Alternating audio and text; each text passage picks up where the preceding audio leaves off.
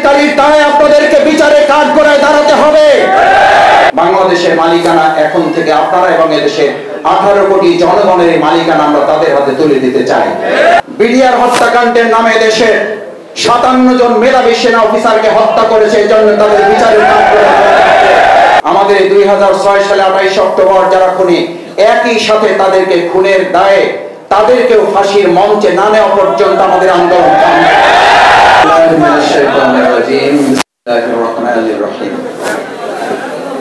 বাংলাদেশ জামাত ইসলামী বাংলাদেশের অধিকার আদায়ের আন্দোলনের অন্যতম ঠিকানা, প্রোগ্রামের সবচেয়ে বড় মধ্যমণি, শহীদ পরিবারের সম্মানিত গর্বিত সদস্যবৃন্দ, আমাদের সম্মানিত সুধী মণ্ডলী, ভাই বন্ধুগণ, সাংবাদিক ভাইয়েরা, আসসালামু আলাইকুম ওয়া রাহমাতুল্লাহি ওয়া বারাকাতুহু।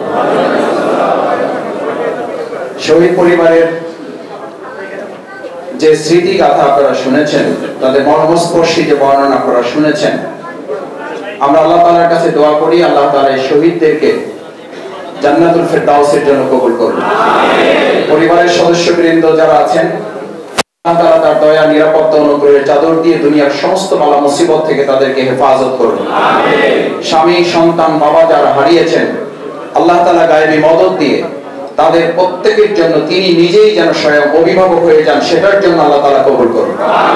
সম্মানিত ভাই এবং বন্ধুগণ, আজকে আমাদের শহীদ পরিবারের সদস্যবৃন্দ যে কথা এখানে বলেছেন, তারা তাদের 3টি কথা বলেছেন। তাদের সন্তান শহীদ হয়েছে দেশের জন্য।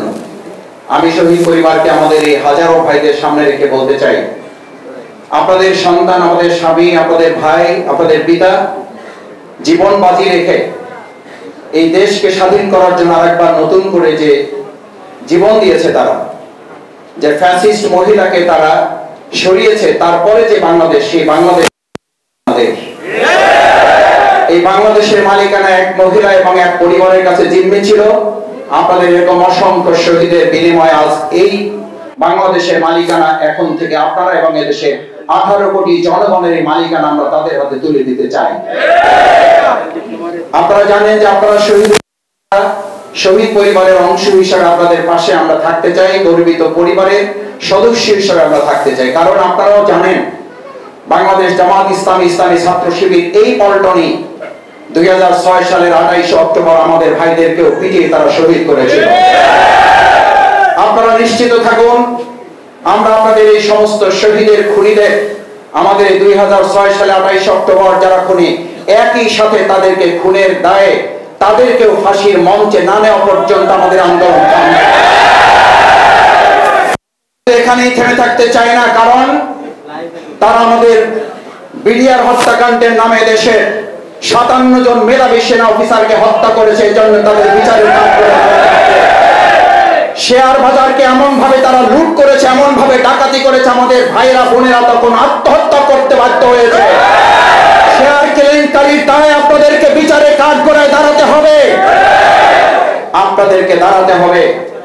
আপনারা আমাদের বাংলাদেশের সমস্ত ব্যাংকগুলোকে নিজেদের ব্যক্তিগত ব্যাংকে পরিণত করেছেন।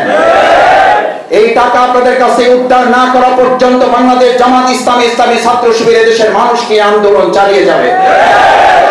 আমরা আপনাদের সর্বশেষ যে কথাটি বলতে চাই, সম্মানিত ভাই এবং বন্ধুগণ, আমাদের এই প্রিয় মাতৃভূমি বাংলাদেশ, এই বাংলাদেশের রক্ত দিয়ে যারা আমাদের আর একটা নতুন স্বাধীনতা নিয়ে এসে আমাদেরকে আজকে নিঃশ্বাস নেওয়ার সুযোগ করে দিয়েছে, সেই সমস্ত রক্তের ঋণ শোধ করার জন্য, শহীদদের এই স্বপ্ন পূরণ করার জন্য আজকে যারা ঘাপটি মনে বসে আছেন, সুবিধা ভোগ করার জন্য যারা বিভিন্ন জায়গায় আবার সেই আগের একই কায়দায় নতুন করে মানুষের উপর অত্যাচার, রাহাজানি, চাঁদাবাজি এবং মানুষের বিভিন্নভাবে দখলদারিত্ব করে কষ্ট দিচ্ছেন, একইভাবে ওই আগের সেই ফ্যাসিস্ট খুনি সরকারের দোষর হিসেবে চিহ্নিত হয়ে তারাও কিন্তু জনগণের প্রতিরোধের মুখে পড়বেন।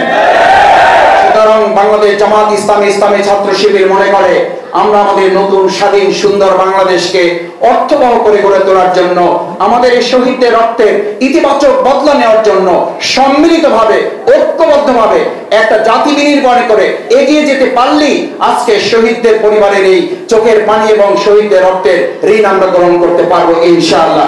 সেই প্রত্যাশা ব্যক্ত করে সবাইকে ধন্যবাদ জানিয়ে আমার কথা শেষ করছি। আসসালামু আলাইকুম ওয়া রাহমাতুল্লাহ।